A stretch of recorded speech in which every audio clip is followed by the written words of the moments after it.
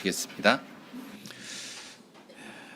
한 주간도 주 안에서 평안하셨습니까? 우리 영상으로도 함께 안식일 예배 참석하시는 우리 분당에 계신 성도님들도 함께 할렐루야로 인사 나누겠습니다. 할렐루야, 할렐루야. 오늘은 명절이 시작되는 연휴 시작되는 안식일입니다. 우리 옆 사람과 이렇게 인사했으면 좋겠습니다. 행복한 추석 되세요.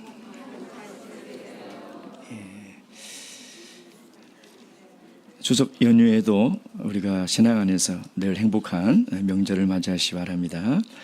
예수 그리스도 이름으로 하나님 말씀 증거하도록 하겠습니다. 성경 말씀 신명기 26장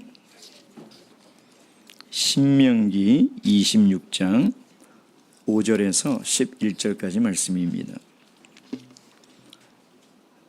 신명기 26장 5절에서 11절까지 말씀 찾으셨으면 저와 함께 교독하겠습니다. 오늘 우리에게 주신 이 귀한 말씀, 나에게 주신 말씀으로 믿는 믿음으로 이 말씀 봉독하겠습니다. 5절 너는 또 내 하나님 여호와 앞에 아뢰기를 내 조상은 유리하는 아람 사람으로서 소수의 사람을 거느리고 애굽에 내려가서 거기서 우고하여 필경은 거기서 크고 강하고 번성한 민족이 되었더니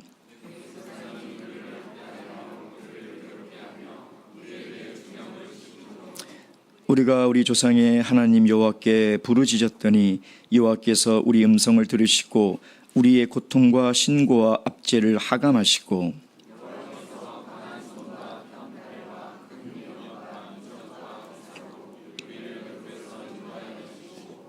이곳으로 인도하사 이 땅 곧 젖과 꿀이 흐르는 땅을 주셨나이다.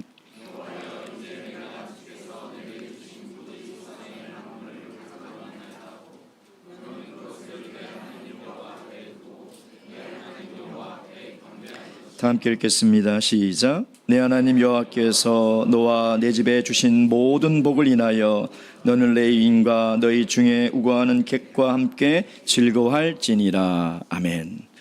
성도님들은 추석하면 가장 먼저 무엇이 떠오르십니까? 어떤 그림이 머릿속에 이렇게 그려지시죠? 저는 추석하면 둥근 대보름달 아래 온 가족이 오손도손 모여서 송편을 빚으면서 그동안 살아왔던 이야기들을 나누는 그런 행복한 모습이, 그런 그림이 그려집니다. 그래서 추석이 되면 많은 사람들이 덜도 말고 더도 말고 한과에만 같아라. 그래서 아마 늘 매일매일의 일상의 삶이 추석과도 같았으면 좋겠다, 그렇게 행복한 날이었으면 좋겠다 하는 바람과 소망이 이 말에 담겨 있는 것 같습니다. 올해 추석이야 날씨가 너무 더워서 여름에 맞는 명절 같은 그런 느낌이 들지만 사실 추석이 되면 날씨가 얼마나 좋습니까? 춥지도 덥지도 않은 그런 신선한 날씨 속에서 그 풍성한 그 오곡백과를 누리며 지냈던 명절이 우리 고유의 추석입니다. 그래서 추석이 돌아오면 이 풍성한 먹거리를 두고 잔치를 벌였었죠. 그것이 우리가 지켰던 고유의 명절입니다. 그래서 어르신들이 그런 얘기를 했어요. 추석이 오면 가난한 사람이나 부한 사람이나 다 행복한 명절이다. 참 그런 것 같습니다. 추석의 명절은 모두가 행복한 그런 시간이었던 것이죠. 근데 최근에 들어와서 과연 정말 추석 명절이 우리 일상에, 우리 삶에 행복한 시간으로 보내고 있는가? 이 뉴스를 통해서 들려오는 소식을 보면요, 명절을 맞이하여 불행한 이야기들이 사실 더 많이 들려온다는 것이죠. 명절 증후군이라는 이야기 들어보셨습니까? 그 얼마나 명절이 힘들고 스트레스를 받으면 명절이 끝나면 골병이 된대요.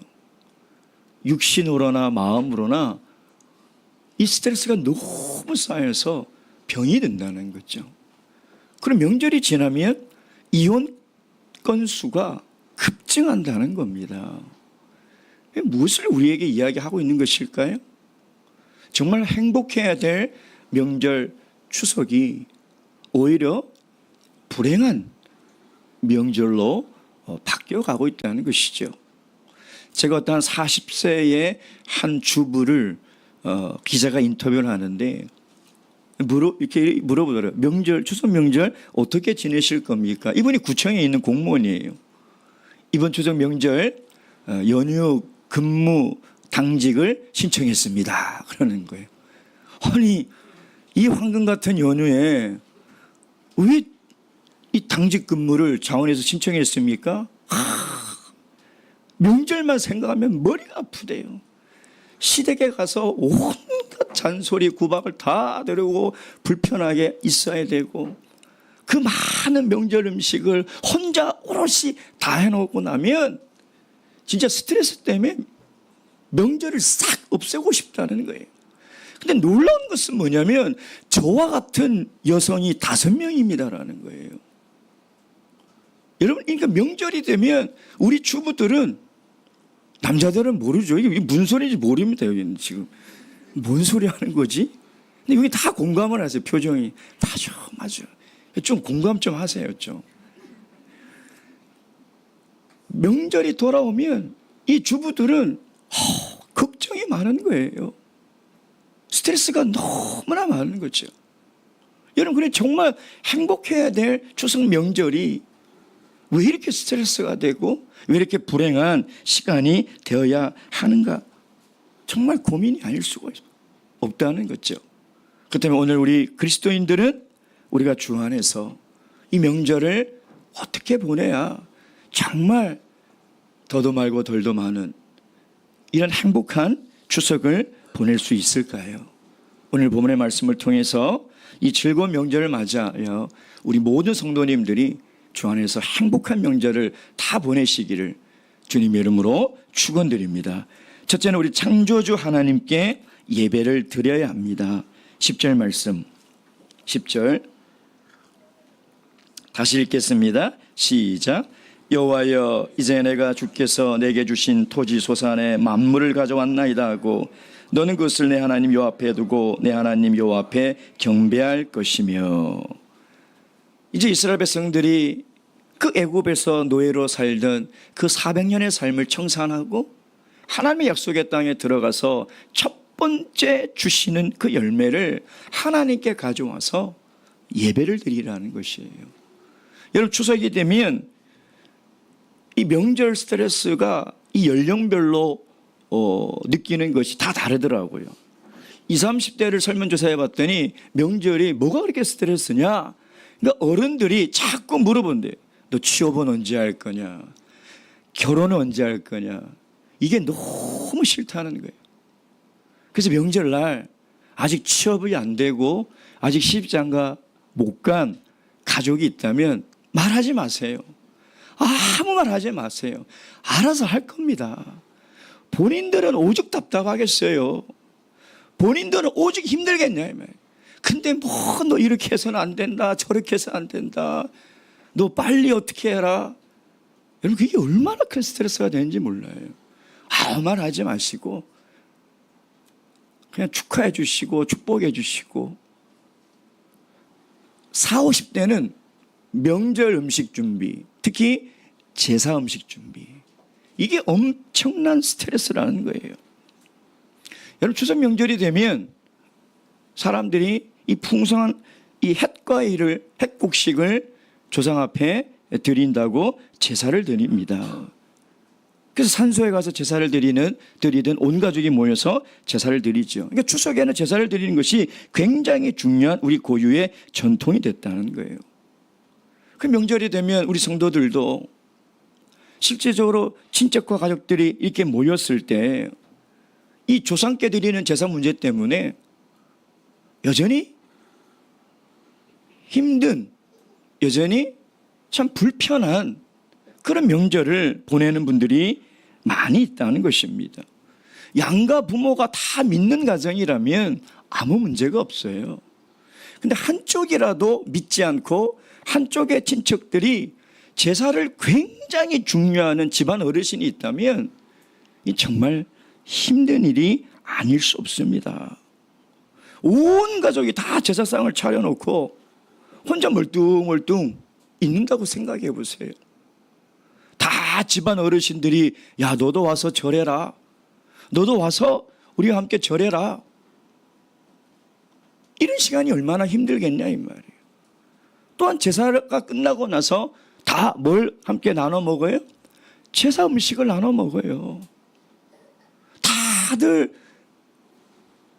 즐겁게 이야기하며 이 음식을 나누는데 혼자 아무것도 먹지 못하고 그것을 먹지 않겠다고 거절하는 것이 이것이 쉬운 일이냐 이 말이에요. 그래서 이 명절이 되면 믿지 않는 가족과 친척들 때문에 오히려 갈등이 빚어지기도 합니다.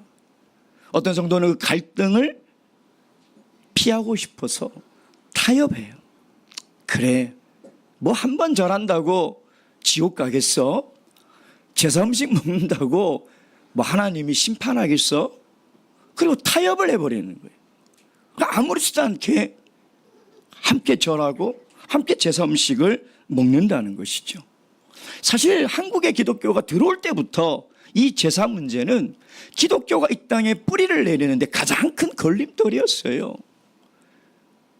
이 기독교를 서양 종교라고 사람들이 이야기하면서 이 기독교는 불효를 만드는 종교라는 거예요. 어떻게 조상에게 제사를 못 드리게 하냐 이 말이에요.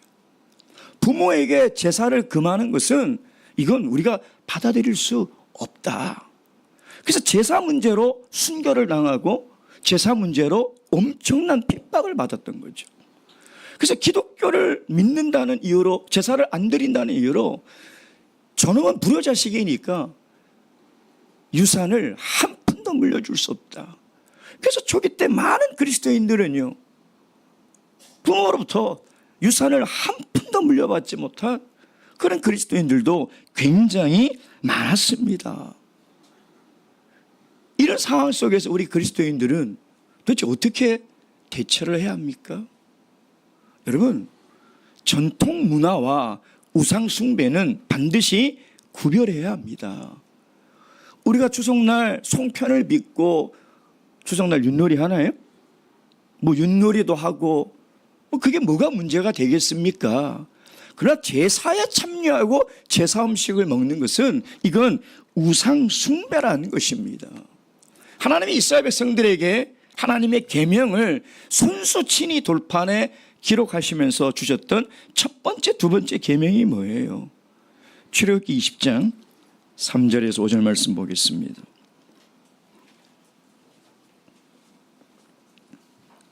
출애굽기 20장 3절에서 5절까지 말씀 다 함께 읽겠습니다. 시작. 너는 나 외에는 다른 신들을 내게 있게 할 말지니라. 너를 위하여 새긴 우상을 만들지도 말고 또 위로 하늘에 있는 것이나 아래로 땅에 있는 것이나 땅 아래 물속에 있는 것에 아무 형상이든지 만들지 말며 그것들에게 절하지 말며 그것들을 섬기지 말라. 나 여호와 너의 하나님은 질투하는 하나님인즉 나를 미워하는 자의 죄를 갚되 아비로부터 아들에게로 3, 4대까지 이르게 하거니와. 하나님이 가장 싫어하시는 것이 우상숭배. 그 하나님이 얼마나 우상숭배를 싫어하느냐, 그걸 표현할 길이 없어서 질투하는 하나님이라고 표현을 하는 거예요. 이건 우리 인간이 하는 질투가 아니에요. 하나님이 어떻게 질투를 하십니까? 근데 하나님이 가장 싫어한다는 거예요. 그래서 제사에 참여하거나 제사 음식을 먹는 것은 이건 전통도 아니요 문화도 아니고 이것은 우상 숭배라는 것입니다. 근데 믿지 않는 사람들은 제사는 돌아가신 부모들의 은덕을 기리며 추모하는 것이니 괜찮다. 그 부모의 은혜를 기억하고 생각하고 그 부모의 사랑을 추모하는 것인데 이게 뭐가 죄가 되냐라고 이야기를 한다는 것입니다. 근데 여러분 제사를 드리는 걸 보세요. 충문을 기록해서 충문을 읽고 지방을 태우고 조상신을 부르는 그런 행위들을 하고 그들 앞에 소원을 빌지 않습니까? 이건 반성경적인 거예요. 이거는 비신앙적인 것이고 이것은 우상 숭배라는 것입니다. 그래서 우리가 제사를 드리는 것은요, 단순히 어떤 이 가족들의 행사에 참여하는 것이 아니에요. 부모의 죽음을 기리며 조상의 은덕을 감사하는 마음으로 하는 것이 아니라는 것입니다. 효경에 보면 제사에 대해서 이렇게 되어 있습니다. 제사를 드리는 사람은 숭배하는 마음으로 절을 하라. 여러분, 유학자 율곡 선생님도요, 제사에 대한 정의를 이렇게 기록해서 제사는 단순히 부모를 공경하는 것이 아니라 우상 숭배의 정신이 있다. 우리 문화 연구학자인 어떤 교수님도 이렇게 얘기했습니다. 우리가 제사를 드리는 것은 죽은 사람에 대한 숭배를 하는 행위이다. 여러분, 우리가 제사를 드리고 그 앞에서 절을 하는 것은요, 가족 행사에 동참하는 것도 아니고 단순히 이 전통과 문화에 내가 참여하는 것이 아니라는 것입니다. 이것은 십계명을 어기는 거예요. 하나님의 명령을 어기는 것입니다. 그런데 어떤 사람들은 조상을 숭배하는 것이 아니라 부모를 공경하는 마음으로 하라는 것이죠. 여러분, 절대 이런 유혹에 넘어가서는 안 돼요. 성경은 살아계신 부모님께 효를 다하라고 합니다. 기독교는 절대 불효를 가르치는 종교가 아니에요. 그건 무지하고 기독교를 몰라서 하는 얘기예요. 어떻게 부모님들이 돌아가시면 구천에 떠들다가 충문을 읽고 이 제사상을 차려놓으면 오셔서 이 음식을 먹냐 이 말이에요. 누가 먹습니까? 누구 먹으려고 그렇게 좋은 음식을 갖다 차립니까? 귀신이 먹고 우리가 먹는 거예요. 거기 제사 드리는 사람들이. 부모가 어떻게 와서 먹냐 이 말.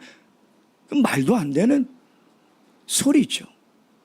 근데 많은 사람들이 그렇게 생각을 하고 있는 것이죠. 죽은 부모님을, 조상님을 불러올 수도 없고 그 음식을 대접할 수도 없는 거예요. 오히려 충문을 기록하고 그 충문을 읽어서 죽은 조상을 불러오면 누가 올까요? 악한 영이 오는 거예요. 악령이 오는 것입니다. 고린도전서 10장 20절 말씀. 고린도전서 10장 20절 말씀.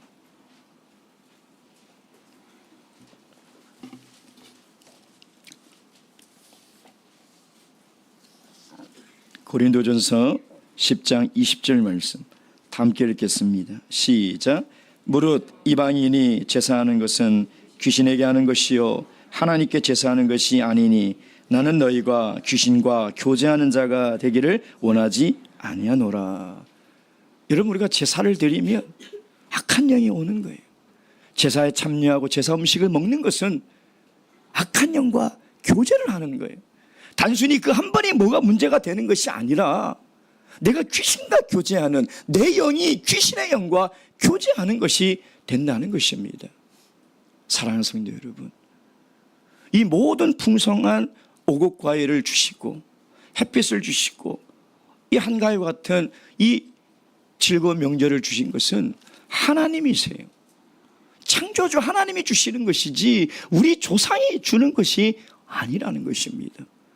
우리 그리스도인이 진정한 명절의 행복을 누리기 위해서는 오늘날 나에게 주신 이 풍성한 삶의 여유로움이 어디서 왔는지를 우리가 분명히 깨달아 창조주 하나님을 경외하는 마음으로 그분께 예배해야 한다는 거예요. 그분께 경배할 때 우리는 진정한 행복한 추석을 보낼 수 있다는 것이죠. 그렇다면 우리가 어떤 마음으로 하나님께 예배해야 할까요? 다시 본문 말씀 신명기 26장 8절 9절 말씀 읽도록 하겠습니다. 시작. 여호와께서 강한 손과 편팔과 큰 위엄과 이적과 기사로 우리를 애굽에서 인도하여 내시고 이것으로 인도하사 이 땅 곧 젖과 꿀이 흐르는 땅을 주셨나이다. 이스라엘 백성들이 가나안 땅에 도착해서 첫 소산을 하나님께 드리고 하나님께 예배할 때 그들이 기억해야 될 게 뭐냐면 하나님이 인도하셔서 그 애굽의 바로의 손에서부터 우리를 이끌어내시고 하나님이 인도하셔서 아무도 살 수 없는 아무것도 없는 그 광야를 지나가게 하셔서 적과 꿀이 흐르는 이 축복의 땅을 주셨다는 것을 기억하고 감사하고 하나님께 예배를 드리라는 것입니다. 하나님은 항상 우리에게 은혜를 베푸시는 분이에요. 그럼 그 은혜를 받은 사람은 마땅히 반응을 해야 돼요. 하나님은 우리에게 늘 은혜를 베푸십니다. 지금까지 인도하신 것도 하나님의 은혜요. 이렇게 여유롭고 풍성한 명절을 맞이할 수 있는 것도 하나님의 인도하심이 있기 때문에 우리가 가능하다는 거예요. 그럼 우리가 하나님의 은혜 앞에서 우리가 어떤 반응을 해야 하냐 이 말이에요. 감사라는 거예요. 감사의 제사를 드려야 되는 거예요. 우리에게 조건 없이 베풀어 주신 하나님의 은혜에 가장 올바른 반응이 있다면 감사의 제사를 드리는 거예요. 하나님의 은혜를 받고서도 감사가 없다? 하나님의 은혜를 받으면서도 감사할 것이 없다? 만약에 그런 생각을 하고 계신 분이 있다면 빨리 자신의 신앙을 점검하시기 바랍니다. 심각한 질병에 걸려 있는 거예요. 하나님의 은혜 안에 있는데도 내 마음에 감사가 나오지 않고 감사할 것을 찾을 것이 없다. 이 굉장히 위험한 상태예요. 하나님의 은혜와 우리의 감사가 늘 상호 만나면서 아름다운 신앙을 만들어가는 거예요. 신앙이라는 것은 일방적으로 하나님의 은혜만으로 이루어지는 것이 아니에요. 내 신앙이 아름다워지고 성숙해지기 위해서는 하나님의 절대적인 은혜에 내가 올바른 반응을 해야 한다는 거예요. 그것이 함께 계속 어우러지면서 비로소 우리의 신앙이 아름다워지는 것이죠. 감사는 없으면서 늘 은혜가 없다고 그러고 그 은혜를 깨닫지 못하고 이미 베풀으신 은혜를 계수하지 못하는 사람에게 은혜를 부어준들 그 신앙이 아름다운 신앙이 될까요? 오히려 그 은혜는 이 사람이 불신앙으로 하나님을 떠나는 계기가 될 거라는 거예요. 은혜만 있고 감사가 없는 신앙인은 병들어 있는 신앙이에요. 근데 감사가 있는데 은혜가 없다? 이 감사는 또한 헛된 것이죠. 사랑하는 성도 여러분, 하나님께서 지금까지 우리를 인도하신 그리고 이렇게 풍성한 명절을 맞이할 수 있게 하신 하나님의 은혜를 감사해야 된다는 거예요. 복의 근원은 하나님이세요.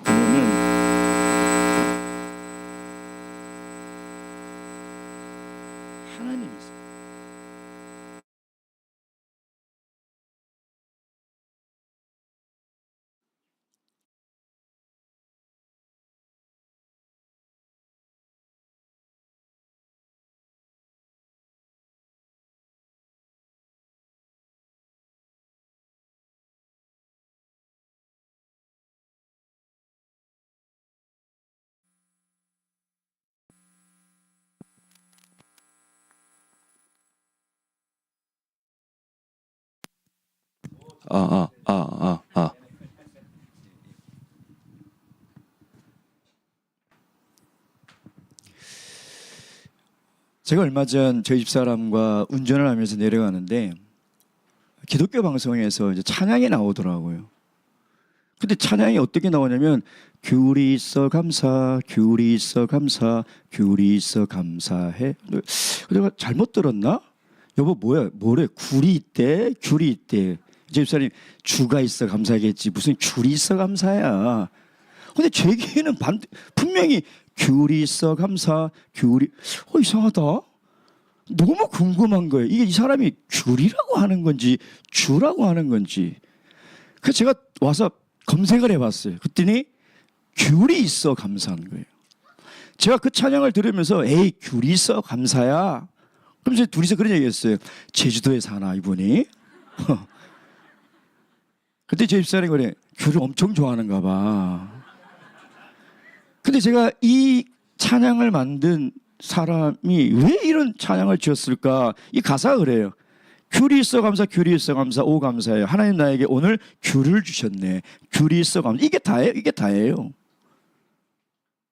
야, 이 찬양 가사를 제가 쭉 읽고 들으면서 정말 작은 것에 감사할 수 있는 사람은 이렇게 작은 것에서도 감사할 수 있구나. 그러니까 하나님이 이 귤을 주셨기 때문에 그 복의 근원인 하나님께 감사한다는 것이죠. 여러분, 세상 사람들은 풍성한 오곡백과 앞에서 그것을 봄으로써 감사하는 거예요. 흉년이 들면 어떻게 풍성한 잔치와 감사의 제사를 드리겠습니까? 그럴 수 없잖아요. 그들 앞에 먹거리가 풍성하고 뭔가 가득가득 차여져 있으니까 감사하는 것이죠. 근데 우리가 조금만 더 생각해 보면 정말 그 풍성한 오곡백과로 인해서 우리가 감사하는 것일까? 물론 그것이 행복의 요인은 될 수는 있지만 행복의 근원이 될 수는 없습니다. 조금만 더 생각해 보세요. 아무리 우리가 풍요로운 물질을 누리고 정말 더도 말고 덜도 많은 이 풍성한 먹거리를 우리가 먹으면서 명절을 보낸다고 해서 그것으로 인해서 우리가 감사를 하는 것은 아니라는 것입니다. 내가 수고한 것을 먹고 수고한 대로 소득을 걷어서 먹는 것도 행복한 것이고 하나님께 감사할 일이죠. 근데 진정한 감사는 뭐냐면 행복의 근원이신 하나님을 깨달아야 한다는 거예요. 여러분, 복의 근원은 하나님이에요. 근데 복의 근원인 하나님을 깨닫지 못하고 눈에 보이는 돈을 보고 행복하고 감사하다면 이 사람은 복의 근원이 뭔지를 모르는 거예요. 그래서 세상 사람들은 복의 근원을 모르니까 이 돈만 쫓아가는 거잖아요. 돈만 쫓아가는 거예요. 돈이 있으면 행복할 것 같고, 그러니까 돈이 많으니까 감사하는 거예요. 넉넉하게 쓸 수 있고 내가 먹고 싶고 사고 싶은 거 다 살 수 있는 경제적인 여유가 되니까 감사한. 근데 이런 감사하는 사람은 그걸 빼앗아 보세요. 감사가 싹 사라져 버리는 것이죠. 사람들은 건강하면 행복하다고 생각해요. 그렇지 않습니까? 제가 신문을 봤는데 제목이 이렇더라고요. 2030들의 건강관리. 뭐지? 2030들이 어떻게 건강관리를 했더니 하루에 먹는 양만 해도 6종류라는 것입니다. 그래서 건강보조식품에 빠진 2030 세대. 그러니까 뭘 먹길래 6가지를 먹나라고 봤더니 한 여성이 이렇게 자기의 하루를 이렇게 기록했다. 아침에 일어나자마자 비타민 C와 비타민 D3를 먹는데요. 전 D3가 있는지도 몰랐어요. 피로회복과 뼈 건강에 좋답니다. 그리고 밥 먹기 2시간 전에, 반드시 2시간 전에 처음 들어보는 거예요. 저는 캄보지아. 이게 뭐예요? 캄보지아와 CLA, 공액 리놀레산. 처음 들어보는 거예요.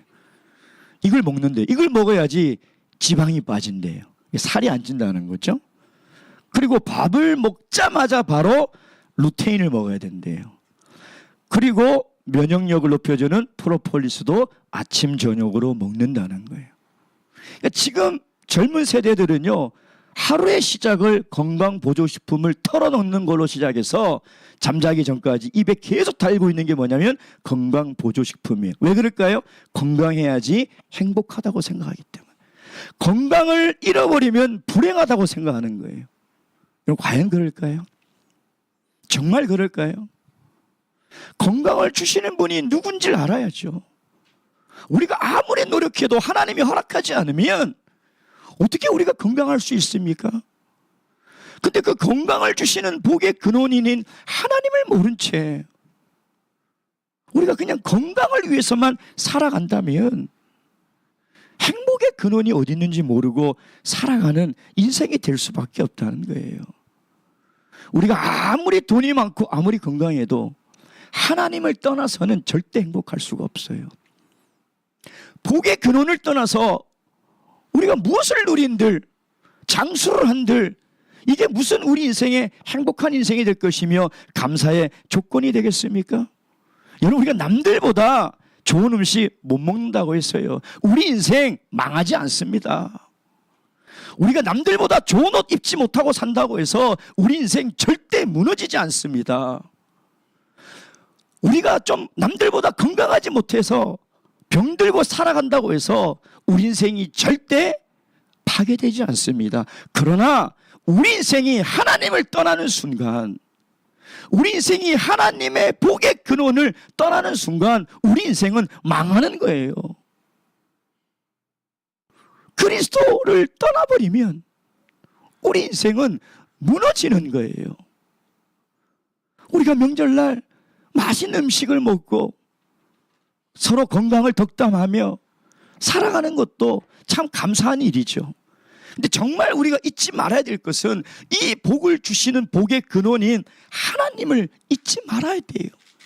그래서 내가 하나님 안에 거해야 되겠다. 복의 근원인 하나님을 붙잡고 내가 살아가야 되겠다. 여러분, 우리가 하나님의 안에 있음으로써 감사할 수 있는 거예요. 내가 비록 경제적으로 어려워도 그리스도 안에 있다는 것이, 그것이 감사의 조건이 되야 되는 거예요. 내가 좀 병들고 허약해도 내가 아직도 그리스도 안에서 살아간다는 것, 이것을 깨닫는 것이 진정한 감사를 하나님께 드리는 것이고 진정한 행복을 누리며 살아간다는 것입니다. 바라옵기는 얼마나 감사해요. 우리가 그리스도 안에서 이 풍성한 모든 것을 주신 하나님을 알고 이것을 주신 하나님께 올바로 우리가 예배할 수 있고 또 그분이 우리 복의 근원이라는 것을 깨달아 그분께 감사의 제사를 드릴 수 있는 명절을 보낸다는 것이 얼마나 감사합니까? 바라옵기는 그번 명절 안에 우리가 그리스도 안에서 이 명절을 보낼 수 있는 것이 가장 큰 행복이라는 것을 깨달아 하나님께 풍성한 감사의 제단을 올려드리시길 주님의 이름으로 축원드립니다. 자, 그렇다면 우리가 하나님께 이 감사의 제사를 드릴 때 무엇을 드려야 할까요? 영혼 구원의 열매를 하나님께 드려야 합니다. 농경사회는 이제 이 가을이 오기 전에 이 농부는 항상 어떤 마음입니까? 가을이 되면, 이맘때가 되면 많은 열매를 거둘 수 있겠구나 하는 소망을 가지고 씨를 뿌리죠. 그렇지 않습니까? 성경에 보면 우리가 하나님의 밭이다라고 되어 있어요. 그러니까 우리가 하나님의 밭이, 하나님은 농부예요. 그래서 하나님은 우리를 향한 기대가 항상 있으세요. 시간이 그냥 지나가는 것이 아닙니다. 그 시간 속에 하나님이 우리를 향한 기대가 있다는 것을 여러분 잊어서는 안 돼요. 그래서 농부는 그 기대를 가지고 떼약볕 같은 여름에도 새벽같이 일어나 자신이 뿌린 그 씨를 뿌린 그 밭을 돌보는 거예요. 병충이 없는가? 잡초는 없는가? 그래서 하나님이 우리의 삶을 돌보듯이 농부는 그렇게 돌보는 거예요. 왜 이렇게 돌볼까요? 열매를 기대하기 때문인 것이죠. 그래서 추석이 되면 정말 모든 곡식과 모든 과일이 아름답게 열매를 맺어가잖아요. 그때 비로소 농부는 기쁨이 있고 보람을 누리는 거예요. 그렇다면 분명히 하나님도 우리에게 원하시는 열매가 있지 않겠습니까? 열매가 없다면 하나님이 얼마나 실망하겠냐. 여러분 한번 상상해 보세요. 먹을 것이 아무것도 없는 추석. 빨간 날이면 뭐합니까? 명절이 풍성하지가 않아요. 그럼 불행한 추석입니다. 마지막 날 우리가 주님 앞에 설 때 하나님께 드릴 게 아무것도 없다. 그럼 어떻게 합니까? 명절은 가족과 친족을 친척을 전도할 수 있는 좋은 기회예요. 그걸 잊지 마세요. 자, 그렇다고 해서 가족들 모였는데 막 또 이렇게 뭐예요? 막 뭐 이렇게 참회수교회 다녀야 돼, 뭐 하나님 믿어야 돼, 안 그러면 지옥 가, 이런 얘기 하라는 얘기가 아니에요. 명절날 모이면 금기어가 두 가지가 있어요. 절대 해서는 안 될 두 가지가 있어요. 첫째, 정치. 빨간색 파란색 얘기하지 마세요. 그 얘기하는 순간 화목이 깨어져 버려요. 그렇잖아요. 두 번째 뭐예요? 종교. 이 두 가지는 절대 해서는 안 될 얘기죠. 그럼 어떻게 할 겁니까? 안 믿는 가족을 어떻게 전도할 것이며, 안 믿는 친척을 어떻게 전도할 것입니까? 그러니까 명절날 가족과 친척이 모이면 그분들을 볼 때 우리의 마음속에, 아, 저분은 내가 구원해야 될 나의 VIP다 라는 생각을 꼭 가지고 있어야 돼요. 여러분, 이 마음이 없으면 명절날 정말 얼마나 오랜만에 먼 친척과 가족들을 봅니까? 근데 그 기회를 놓쳐버리는 거예요. 우리 교회 또 한 자매님이 이런 마음을 가지고 있었어요. 아직 믿지 않은 친척들은 나의 VIP다. 그래서 명절날 누구보다도 일찍 시댁에 가서 음식을 다 혼자 장만하는 거예요. 다른 친척들이 와서 깜짝 놀라는 거예요. 이걸 혼자 다 했냐고. 근데 음식만 장만할 뿐만 아니라 끝나고 나서 모든 뒤처리 설거지를 혼자 다 하는 거예요. 즐거운 마음으로, 자원하는 마음으로. 예수 믿으세요, 교회 나오세요, 한마디 안 해도요, 이 친척들이 감동을 받는 거예요. 이 친척들이, 야, 쟤는 왜 저래? 다 명절날 스트레스 받는다 그러고, 명절이 없었으면 좋겠다고 하는데 저 왜 저러지? 하고 궁금해하는 거예요. 아, 참예수교회 다니는구나. 역시 참예수교회 다니는 며느리는 달라. 참예수교회 다니는 사람은 달라. 그래야지. 아이고, 우리 교회 나와, 하나님 믿어야 돼. 근데 아무 손가락 까딱 하나 안 하고 혼자 방석에 앉아있어 보세요. 누가 참예수교회를 나오겠습니까? 누가 하나님을 믿겠냐 이 말이에요. 정말 우리가 그 가족들과 친척들을 사랑하고 그들의 영혼을 구원하여 하나님께 가장 아름다운 열매를 드리려면 희생할 수밖에 없어요. 수고할 수밖에 없어요. 농부가 밭에 씨를 뿌리고 정말 허리가 으스러지듯이 수고하듯이 어떻게 수고하지 않고 귀한 영혼 구원의 열매를 우리가 하나님께 드릴 수 있겠습니까? 그러니 명절은 정말 믿지 않는 가족과 친척들을 하나님께로 인도할 수 있는 좋은 기회다. 그런 마음을 가지셔야지. 세상 사람들처럼 스트레스야. 친척들 보면 그냥 막 그런 친척들이, 저희는 잘 모르겠어요. 우리는 그 뭐 제사도 안 지내고 하니. 근데 얘기를 들어보면, 명절이 끝나고 얘기를 막 들어봐요. 안 믿는 이 가족들하고 보낸 얘기를 들어보면 정말 힘들기는 힘들겠다 하는 생각이 들어요. 그러나 우리가 이 명절을 맞이해서 이 명절 동안 그동안 보지 못했던 가족과 친척들과 만나서 정말 우리가 그리스도의 향기가 되고 그리스도의 편지가 되어서 그들에게 하나님이 있는 사람의 삶이 어떤 삶인지를 우리가 몸으로써 보여주시기 바랍니다. 이제 예배가 끝나면 또 명절 쉬시느라고 장거리 가시는 성도님들도 있을 겁니다. 항상 안전운전 하시고, 또 기름진 거 너무 많이 드시면 큰일 나요. 살찝니다. 그리고 이번 추석 명절의 덕담은 아프지 마세요, 다치지 마세요 라고 합니다.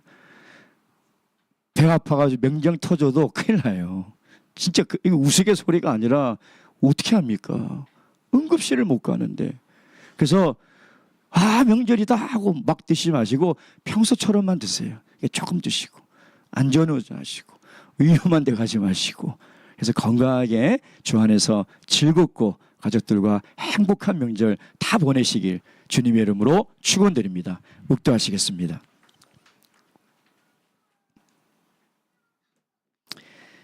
할렐루야. 아멘.